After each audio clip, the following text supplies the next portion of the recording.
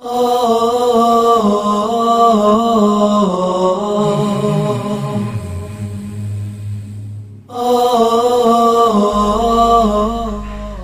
سازشوں سے نہیں ڈوبتی، قومیں اپنے اعمال کی وجہ سے ڈوبتی۔ ہمیں تو کسی کو چھینک بھی آ جائے تو کہتے ہیں امریکہ کی سازش۔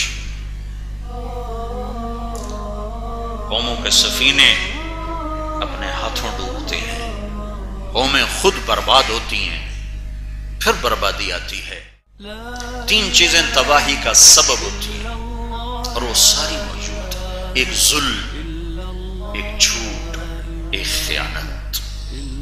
میرا سارا دیس جھوٹ پر ہے، خیانت پر ہے، ظلم پر ہے۔ صرف طاقتور ظالم نہیں ہے، غریب بھی ظالم ہے۔ صرف سیاستدان ظالم نہیں، غریب بھی ظالم ہے۔ صرف پولیس والے ظلم نہیں کرتے، عوام بھی ظلم کی انتہا پر ہے۔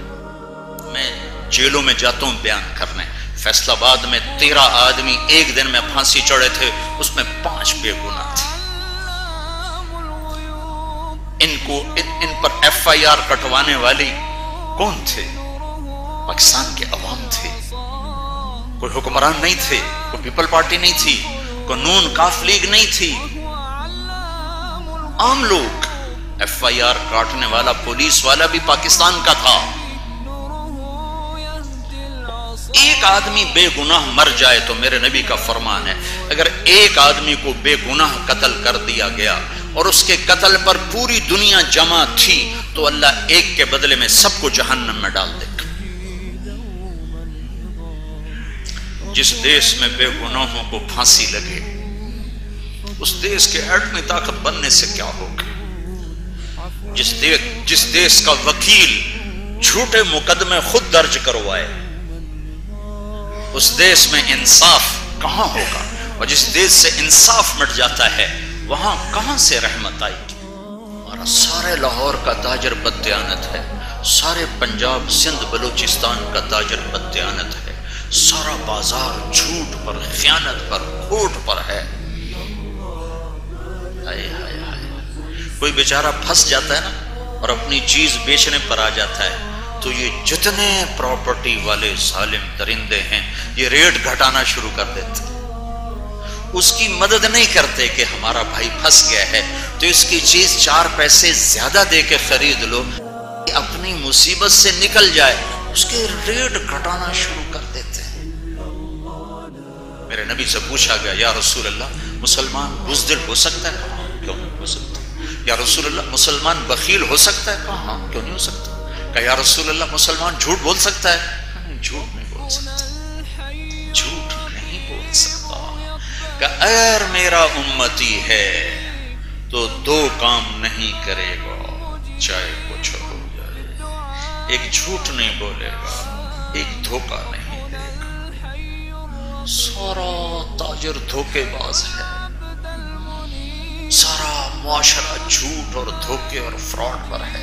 سارے سے مراد اکثر 100 میں جب 100 ہی ایسے ہوں، 1,00,000 میں کوئی ایک ہو تو کیا ہوا؟ من غش فلیس منا، جس نے دھوکہ دیا میری امت سے نکل گیا۔ ہندوستان ہمارا ازلی دشمن ہے، نہیں، تم اپنے ازلی دشمن ہو۔ ہماری دشمنی تو نفس و شیطان سے تھی، انہی کوئی دوست بنا لیا تو اب دشمن کا کیا ہے؟ تو ادھر ادھر کی نہ بات کر، یہ بتا کہ قافلہ کیوں لٹا، مجھے راہزنوں سے گلا نہیں، تیری راہبری کا سوال ہے۔ جب 90% امت نماز نہ پڑھتی ہو، 100% تاجر جھوٹ پہ چلتا ہو، 100 میں 100 بچے ماں باپ کو دکھ دینے والے ہوں، 100 میں 100 تاجر کھوٹ، خیانت، جھوٹ کا شکار ہوں، تو وہاں میرے رب کی رحمتیں کہاں سے اتریں گی اور ایٹمی طاقت بننے سے کہاں عزت ملے گی؟ یہاں جنید بغدادی بھی صدر بنا کے بٹھا دیے جائیں، شیخ عبد القادر جیلانی کو وزیر اعظم بنا دیا جائے اور امت کا عمل وہ ہو جو آج ہے، تو ایسی بڑی ہستیاں بھی ہماری تقدیر نہیں بدل سکتی۔ جب زبان کا بول غلط ہو، جب زبان گالی کی عادی ہو، جب زبان جھوٹ کی عادی ہو، کس کس کا رونا روئیں؟ جب ڈاکٹر مریض کو کسٹمر سمجھنے لگے ہو، جس دیش میں مریض کو کسٹمر سمجھا جائے اس دیش کا کیا حال؟ طب کسی زمانے میں کمائی کا ذریعہ نہیں تھا. جب کبھی دین تھا تو طبیبوں کی کفالت حکومت کیا کرتی تھی اور علاج مفت ہوتی تھی. آج کا ڈاکٹر کہتا میں تاجر ہوں، دیکھو میرا مریض لے کے چلا گیا، اس پر لڑائیاں ہو رہی ہیں، میرا مریض لے کے چلا گیا. اور مریض بیچے جاتے ہیں کہ جی میں مریض بھیج رہا ہوں، پھر میرا کتنا پرسنٹیج ہوگا. ہائے اس ملک کی نیا کون پار لگائے گا جہاں کا طبیب بھی تاجر بن جائے، جہاں ثقافت کے نام پہ ننگے ناچ ہو،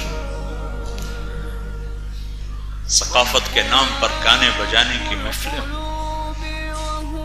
اس لیے ملک لیا تھا، نہ لیتے تو اچھا تھا، نہ ہی بنتا تو اچھا تھا.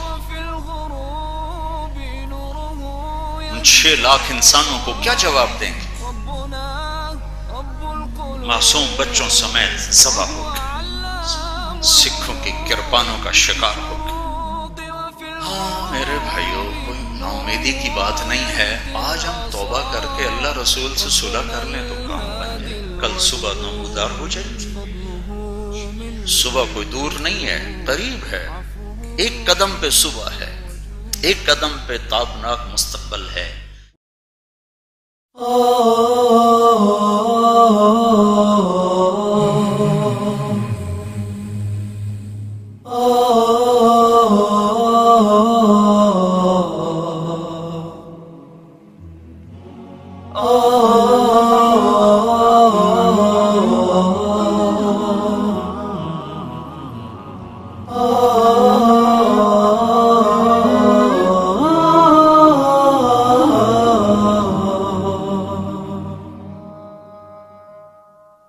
لا إله إلا الله، لا إله إلا الله، لا إله إلا الله، ما لنا